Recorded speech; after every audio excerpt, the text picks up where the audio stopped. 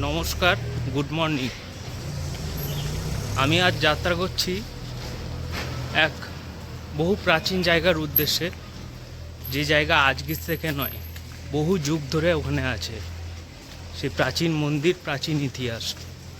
তো চলুন আপনাদের সাথে সেই জায়গাটা তুলে ধরব। ঘুম থেকে উঠেই সকাল সকাল আমি বেরিয়ে পড়েছি এক নতুন গন্তব্যের উদ্দেশ্যে।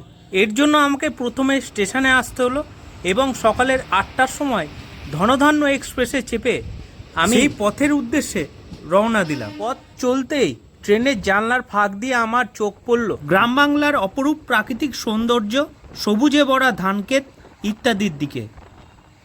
প্রায় 1 ঘন্টা পরেই আমি পৌঁছে গিয়েছিলাম কৃষ্ণনগর জংশন স্টেশনে। সেখানে নেমে আমি একটা টোটো ভাড়া করলাম। 15 টাকা টোটো ভাড়া দিয়েই আমি পৌঁছে গেছিলাম কৃষ্ণনগর বাস স্ট্যান্ডে। কিছু সময় অপেক্ষার পর বাস আমাদের চলে এলো। ঠাকুরতলা। এরপর মিনিট 15-র ব্যবধানে আমি পৌঁছে গিয়েছিলাম ঠাকুরতলা। বাস যেখানে থামালো তার ঠিক উল্টো দিকেই রয়েছে নরসিংহদেবের মন্দির। আমাদের ভারতবর্ষে নরসিংহদেবের মন্দির অনেক জায়গায় আছে, কিন্তু এখানেই কেন? দাঁড়ান সবই বলছি। আজকের ব্লগে আমি আপনাদের ঘুরিয়ে দেখাবো মন্দির প্রাঙ্গণ, যেই জায়গার সাথে জড়িয়ে আছে ভক্তি, ইতিহাস আর পুরাণের অসাধারণ কাহিনী। বলবো কিছু পুরাণ অনুযায়ী জড়িয়ে থাকা লোককথা, আর শেয়ার করব আমি আপনাদের সঙ্গে আমার নিজের পার্সোনাল অভিজ্ঞতা।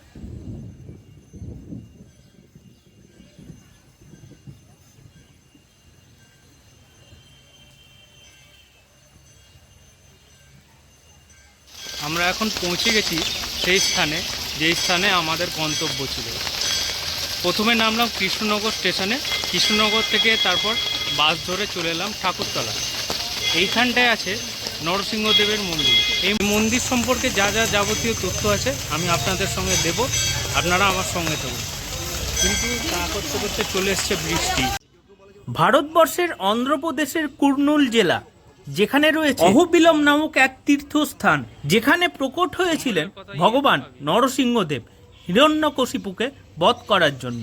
পুরাণ অনুসারে কিছু লোককথা অনুযায়ী নরসিংহদেব হিরণ্যকশিপুকে বধ করার পর এই স্থানে আসে এবং ভগবান নরসিংহদেবের সেই রক্তমাখা হাত এই স্থানের পাশে থাকা এক পুষ্করিণীতে ধুয়েছিলেন এবং এখানে বিশ্রাম নেন।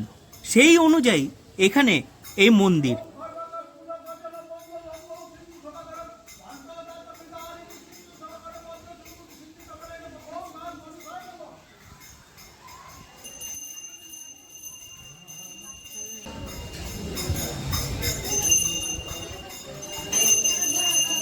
মন্দিরে তখন পুজো চলছিল।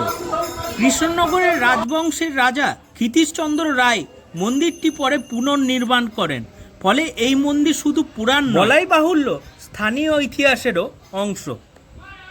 আজ থেকে প্রায় 3 যুগ আগের কথা, সত্যযুগে হিরণ্যাক্ষ আর হিরণ্যকশিপু এই 2 রাক্ষসের অত্যাচারে অতৃষ্ট হয়েছিল আমাদের পৃথিবী।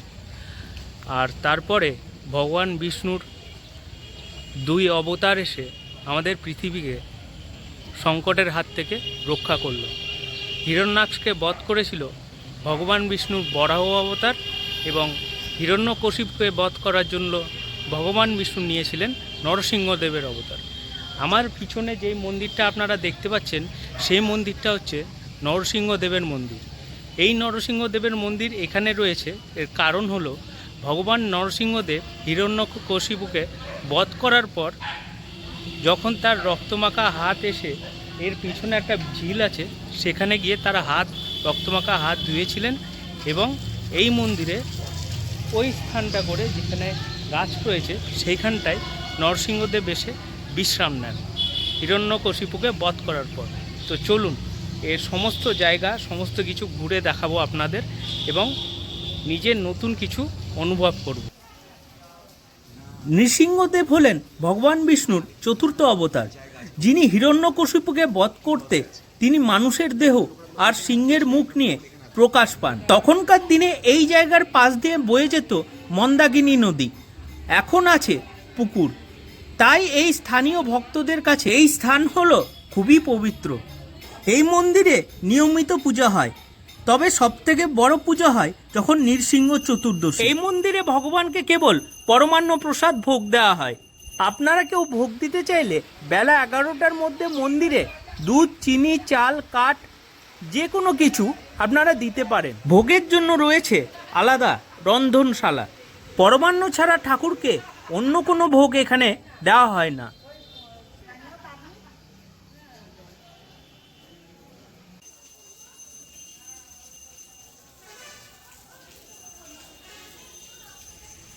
পুরাণ এবং লোককথা অনুযায়ী এই গাছের নিচে বিশ্রামরত অবস্থায় ছিলেন ভগবান নরসিংহদেব। ভক্তদের বিশ্বাস এখানে কোনো কিছু মানত করলে মানুষের মনস্কামনা পূর্ণ হয়। এই সেই পুষ্করিণী, যা মন্দাকিনী নদীর অংশ। আমরা এখন সেই জলাশয়ের সামনে আছি, যেই জলাশয়ে নরসিংহদেব হিরণ্যকশিপুকে বধ করার পর তার রক্তমাখা হাত এখানে এসে ধুয়েছিলেন।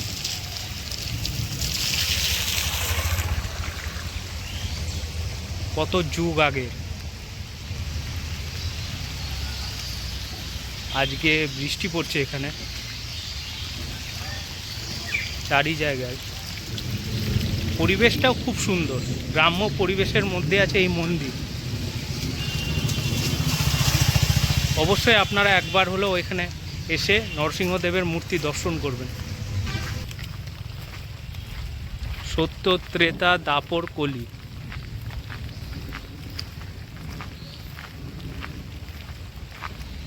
মহাবতার নরসিংহতেও ওই দৃশ্যটা আছে।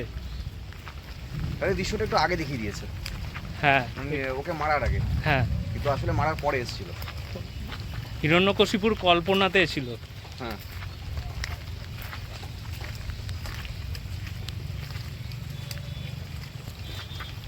ভগবান কখনো তার ভক্তদের সহ্য করতে পারে না, অত্যাচার।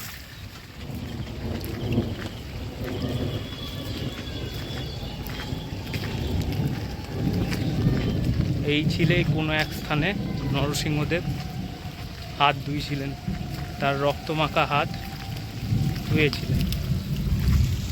আমরা এখন যাচ্ছি গৌড়ীয় মঠে। গৌড়ীয় মঠ হচ্ছে নৃসিংহদেবের মন্দিরের পাশেই। ওখানে আজকে দুপুরের অন্নপ্রসাদ গ্রহণ করব। তাই কুপন কাটতে যাচ্ছি এখন। এই গলিটা দিয়ে যেতে হবে নাকি না, এখানে একবার জিজ্ঞেস করিনি। যেটু বলছি, এই গৌড়ীয় মঠ যাওয়ার রাস্তাটা কোন দিকে? এই বাইরে।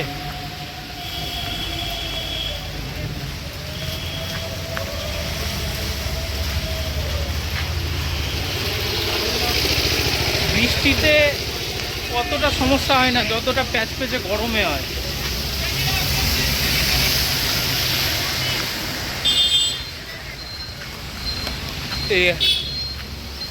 মেন রোড এটা।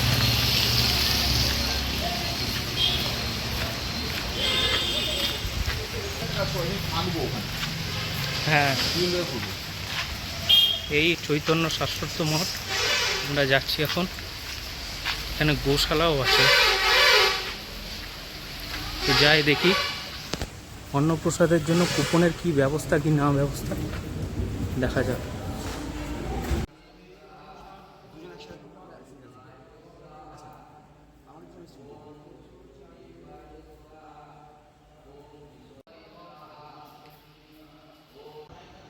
আচ্ছা, প্রসাদ কখন পাওয়া যাবে? অন্নপ্রসাদ দুটো?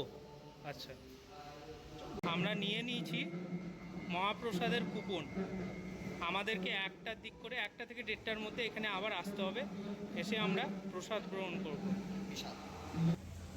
গৌড়ীয় মঠে দুপুরের অন্নপ্রসাদের কুপন কাটার পর আমি ফিরে এসেছিলাম ভগবান নরসিংহদেবের মন্দিরে, যেখানে ভগবানের দুপুরের পরমান্ন ভোগের জন্য পূজা অর্চনা চলছিল। আজকে তো বৃষ্টি পড়ছে, যাই হোক ওয়েদার মোটামুটি ঠিকঠাকই আছে। এবার আপনারা যদি কেউ মনে করেন যে কৃষ্ণনগর থেকে এখানে আসবো, কলকাতা থেকে যদি কেউ এখানে আসতে চায়, তাহলে কলকাতা থেকে কৃষ্ণনগর চলে আসতে হবে। কলকাতা থেকে কৃষ্ণনগরের জন্য তো আপনারা অ্যাভেলেবেল ট্রেন পেয়েই যাবেন। তো কৃষ্ণনগরে এসে কৃষ্ণনগর থেকে এই জায়গার নাম হচ্ছে কৃষ্ণনগর বাস স্ট্যান্ড থেকে ঠাকুরতলা বললেই আপনাদেরকে নামিয়ে দেবে পুরো মন্দিরের সামনে। ঠাকুরতলার সামনেই আমাদের এই মন্দির।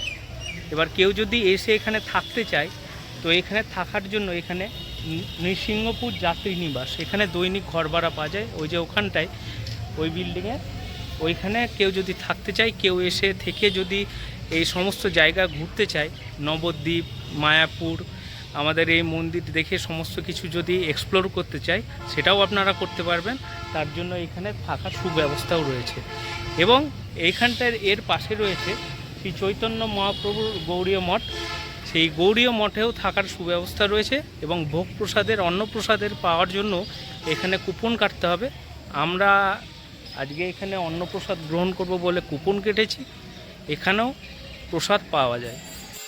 দুপুর 1টা বাজতেই আমরা যখন গিয়েছিলাম গৌড়ীয় মঠের মন্দিরে, সেখানে চলছিল ভগবান নরসিংহদেব এবং চৈতন্য মহাপ্রভুর, নিত্যানন্দ মহাপ্রভুর দুপুরের ভোগ আরতি।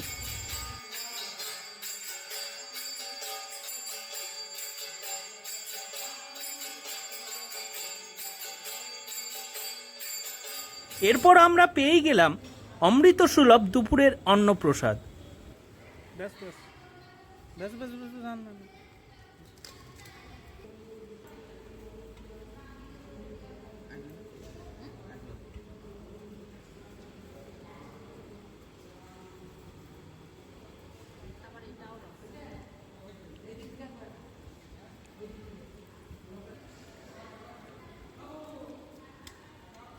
জেঠিমা একটু পনির দিতাম।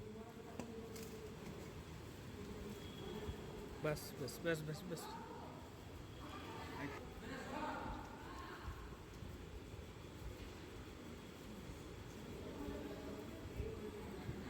একটু ডাল দিও না। প্রসাদ গ্রহণ হয়ে গেলে খানিকক্ষণ বিশ্রাম নিয়ে ফিরে এসেছিলাম মন্দিরে। তেঁতুল ধরেও আছে এখানে আমার মাথার উপরে, তেঁতুল গাছের পাশে মন্দির। আমার কাছে এই জায়গাটা ভীষণ শান্ত আর আধ্যাত্মিক লেগেছে। ছোট্ট গ্রাম্য পরিবেশ, এমন এক ঐতিহাসিক পুরাণ ঘেরা স্থান, সত্যি এক আলাদাই অভিজ্ঞতা। এবার রওনা দিতে হবে আমাকে আমার বাড়ির পথে। ভিডিওটা ভালো লেগে থাকলে লাইক, কমেন্ট, শেয়ার করতে ভুলবেন না কিন্তু। আর প্রথম আমার ভিডিও দেখে থাকলে অবশ্যই মনে করে একবার চ্যানেলটি সাবস্ক্রাইব করে দিবেন। রাধে রাধে, হরে কৃষ্ণ, জয় গো মাতা।